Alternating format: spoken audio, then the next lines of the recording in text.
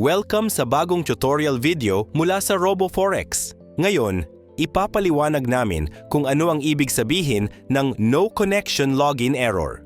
Step 1. Kumonekta sa iyong trading account.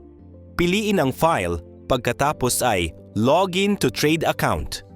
Ilagay ang iyong login. Ito ang iyong account number. Sa field na password, ilagay ang trading account password mo. Sa field na server, piliin ang tamang server para sa iyong account. I-click ang login button. Step 2. Maaaring lumabas ang no connection message sa kanang ibabang bahagi ng screen. Ibig sabihin nito, hindi naging matagumpay ang pag-login. Step 3. Una sa lahat, siguraduhing tama ang napiling server. Makikita mo ang server details sa My Accounts page ng Members Area o sa email na natanggap mo matapos magbukas ng account.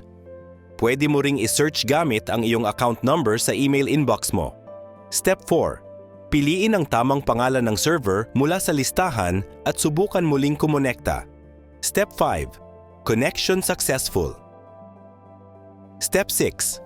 Kung hindi pa rin matagumpay ang login kahit tama na ang server, o kung hindi lumalabas sa drop-down list ang tamang server, subukan gamitin ang direct address ng server. Sa example natin, ito ay mt4-ecn2roboforex.com. I-type ito sa field ng server sa halip na pangalan ng server.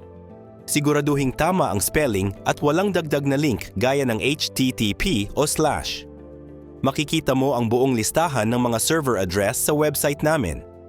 Tools arrow, FAQ arrow. What are the addresses of servers?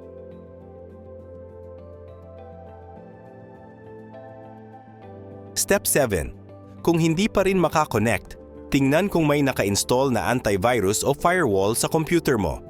Subukan pansamantalang i-disable ito at ulitin ang login. Pwede mo ring i-launch ang terminal gamit ang administrator rights. I-right-click ang shortcut ng terminal at piliin ang tamang option. Salamat sa pagpili sa RoboForex.